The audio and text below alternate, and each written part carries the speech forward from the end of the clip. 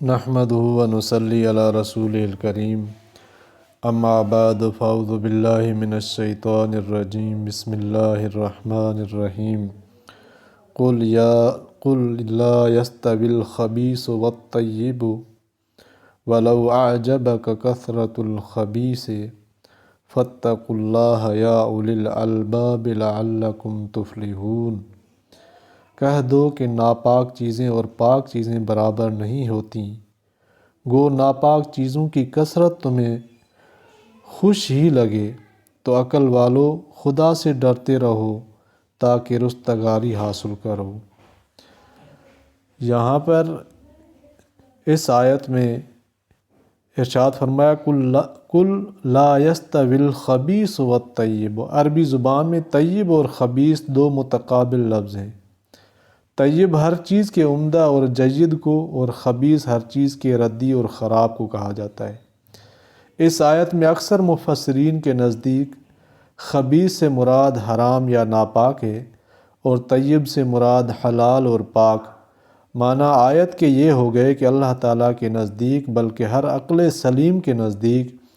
پاک و ناپاک یا حلال و حرام برابر نہیں ہو سکتے۔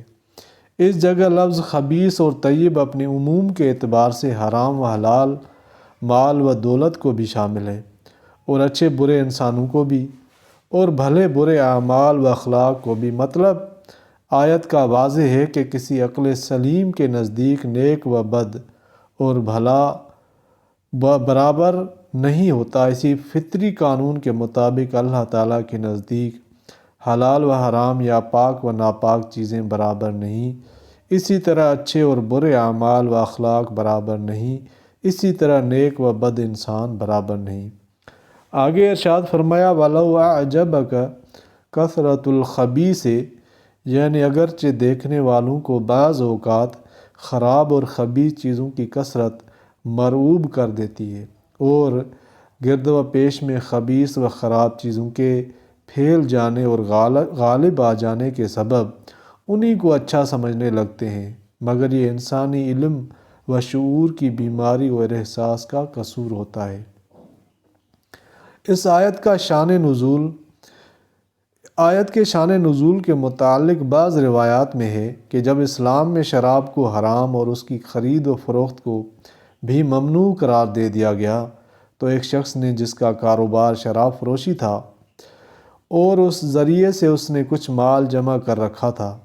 حضرت صلی اللہ علیہ وآلہ وسلم سے سوال کیا کہ یا رسول اللہ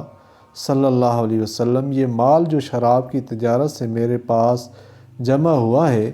اگر میں اس کو کسی نیک کام میں خرچ کروں تو کیا وہ میرے لیے مفید ہوگا؟ حضرت صلی اللہ علیہ وآلہ وسلم نے فرمایا کہ اگر تم اس کو حج یا جہاد وغیرہ میں خرچ کرو گے تو وہ اللہ کے نزدیک مچھر کے ایک پر کے برابر بھی قیمت نہ رکھے گا۔ اللہ تعالیٰ پاک اور حلال چیزوں کے سوا کسی چیز کو قبول نہیں فرماتے۔ حرام مال کی یہ بے توقیری تو آخرت کے اعتبار سے ہوئی، اور اگر گہری نظر سے معائنہ کیا جائے اور سب کاموں کے آخری انجام کو سامنے رکھا جائے تو معلوم ہوگا کہ دنیا کے کاروبار میں بھی حلال و حرام مال برابر نہیں ہوتے۔ حلال سے جتنے فوائد اور اچھے نتائج اور حقیقی آرام و راحت نصیب ہوتی ہے، وہ کبھی حرام سے نہیں ہوتی۔ تفسیر در منصور میں بحوالہ ابن ابی حاتم نقل کیا ہے کہ زمانہ تابعین کے خلیفہ راشد عمر بن عبدالعزیز رحمۃ اللہ علیہ نے جب سابق عمراء کے زمانے کے عائد کیے ہوئے ناجائز ٹیکس بند کیے اور جن لوگوں سے ناجائز طور پر اموال لیے گئے وہ واپس کیے، اور سرکاری بیت المال خالی ہو گیا اور آمدنی بہت محدود ہو گئی، تو ایک صوبے کے گورنر نے ان کی خدمت میں خط لکھا کہ بیت المال کی آمدنی بہت گھٹ گئی ہے، فکر ہے کہ حکومت کے کاروبار کس طرح چلیں گے۔ عمر بن عبدالعزیز رحمۃ اللہ علیہ نے جواب میں یہی آیت تحریر فرما دی، لا یستوی الخبیث والطیب ولو اعجبک کثرۃ الخبیث،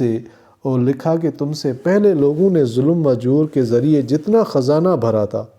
تم اس کے بالمقابل عدل و انصاف قائم کر کے اپنے خزانے کو کم کر لو، اور کوئی پرواہ نہ کرو، ہماری حکومت کے کام اسی کم مقدار سے پورے ہوں گے۔ یہ آیت اگرچہ ایک خاص واقعہ میں نازل ہوئی ہے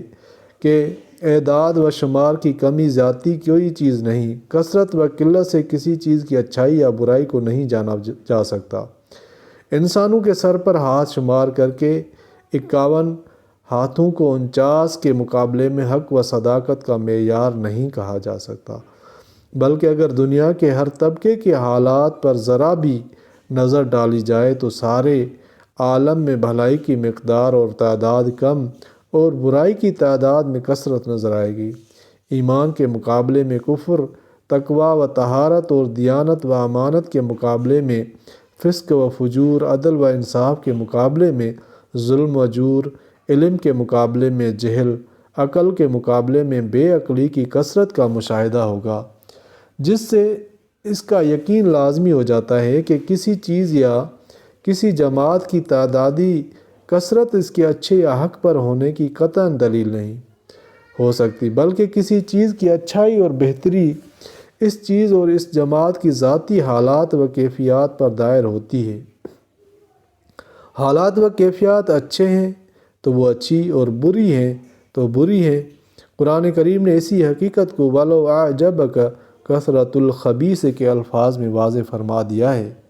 ہاں، عدد کی کثرت کو اسلام نے بھی بعض مواقع میں فیصلہ کن قرار دیا ہے۔ وہ اس جگہ جہاں قوت دلیل اور ذاتی خوبیوں کے موازنے کا فیصلہ کرنے والا کوئی صاحب اقتدار حاکم نہ ہو، ایسے موقع پر عوام کا جھگڑا چکانے کے لیے عددی کثرت کو ترجیح دے دی جاتی ہے۔ جیسے نصب امام کا مسئلہ ہے، وہاں کوئی امام و امیر فیصلہ کرنے والا موجود نہیں، اس لیے کثرت رائے کے بعض دفعہ قطع نزاع کے لیے ترجیح دے دی گئی۔ یہ ہرگز نہیں کہ جس چیز کو زیادہ تعداد کے لوگوں نے اختیار کر لیا وہی چیز حلال اور جائز اور حق ہے۔ آخر آیت میں ارشاد فرمایا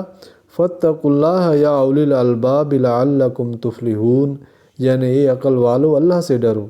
جس میں اشارہ فرما دیا کہ کسی چیز کی تعدادی کثرت کا مرغوب ہونا یا کثرت کو بمقابلہ قلت کے حق و صحیح کا معیار قرار دینا عقلاء کا کام نہیں۔ اس لیے عقلاء کو خطاب کر کے ان کو اس غلط رویے سے روکنے کے لیے فَاتَّقُوا اللَّهَ کا حکم دیا گیا۔ اللہ تعالیٰ قرآن پاک کو سمجھنے کی توفیق عطا فرمائے، آمین یا رب العالمین۔